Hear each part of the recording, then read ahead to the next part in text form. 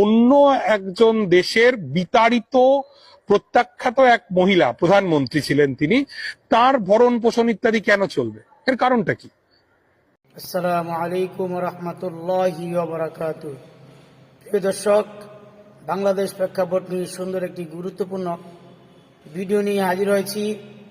আপনারা দেখলেই বুঝতে পারবেন ভিডিওটা কত গুরুত্বপূর্ণ।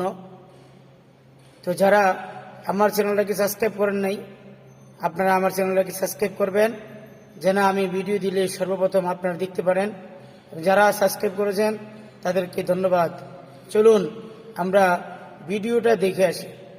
অন্য একজন দেশের বিতাড়িত প্রত্যাখ্যাত এক মহিলা প্রধানমন্ত্রী ছিলেন তিনি, তার ভরণ পোষণ ইত্যাদি কেন চলবে?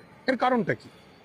না, আমি প্রথম সারির নিউজ চ্যানেল বা নিউজ পেপারে গত দুদিন আগেও পড়ছিলাম, সেখানে বলা হচ্ছে যে শেখ হাসিনার নামে অনেক মিথ্যা মামলা দেওয়া হয়েছে বাংলাদেশে। তো সেখানে যদি হাসিনাকে ফিরিয়ে দেওয়া হয়, সেক্ষেত্রে তার একটা ক্ষতির সম্ভাবনা রয়েছে বা তার উপর একটা আক্রমণের সম্ভাবনা রয়েছে। সেই জন্য ভারত হয়তো আগলে রাখছে। তা আপনার ইন্টারেস্টটা কি হাসিনাকে রক্ষা করার? আপনার ইন্টারেস্টটা কি আমি এটা বুঝতে পারছি না। শেখ হাসিনা যেহেতু দীর্ঘদিন বাংলাদেশের প্রধানমন্ত্রী ছিলেন, ভারতের সঙ্গে সুসম্পর্ক ছিল, সে কারণে একটা তার মানে আপনি বলতে চাইছেন যে শেখ হাসিনা ভারতের কর্মচারী ছিলেন এবং এই মুহূর্তে আমাদের রাষ্ট্র চাইবে বা আমাদের সরকার চাইবে তার কর্মচারীকে নিরাপত্তা দিতে। এটা মানবিকতার দিক থেকে হয়তো।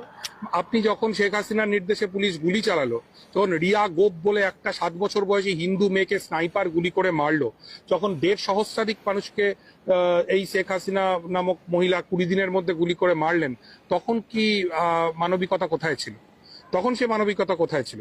এই গণহত্যার জন্য তো অবশ্যই শেখ হাসিনার বিচার হওয়া উচিত বলে আমি মনে করি।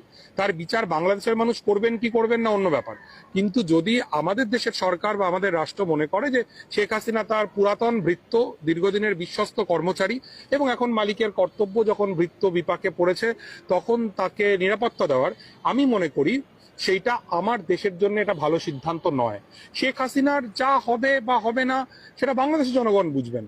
এবং আবারও বলছি, শেখ হাসিনার আমলেও বাংলাদেশে হিন্দু নির্যাতন যথেষ্ট হয়েছে, সমস্ত বিরোধী কণ্ঠস্বর দমন করা হয়েছে।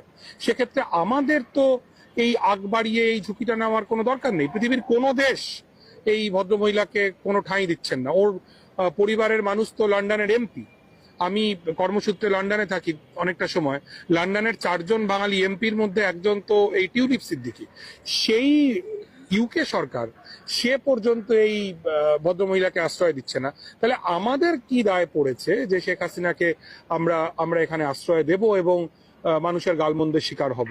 বাংলাদেশের মানুষের আমাদের তো কোনো প্রয়োজন নেই।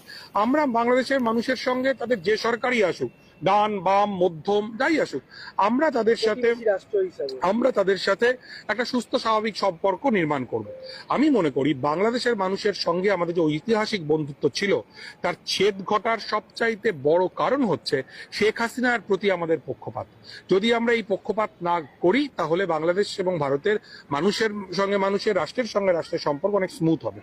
শেষ একটি বিষয়, যে বাংলাদেশের গণ অভ্যুত্থান এবং ভারতীয় মিডিয়ার ভূমিকা, আপনি একজন সাংবাদিক হিসেবে কিভাবে দেখেন? আমার বলার অপেক্ষা রাখে না ভাই। এটা নিয়ে তো আমি একটু আগেই তো বললাম যে বিবিসি, ডয়েচে ভেলের মতো মিডিয়া, আন্তর্জাতিক মিডিয়া, তারা নিউজ করেছে, যেটা একজন সংবাদকর্মী হিসেবে খুব লজ্জার।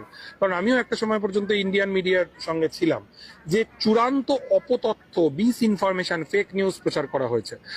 এই লিঙ্ক আমি শেয়ার করতে পারি, আপনি আপনার দর্শকদেরকে চাইলে দেখাতে পারেন। এটা খুব দুঃখজনক।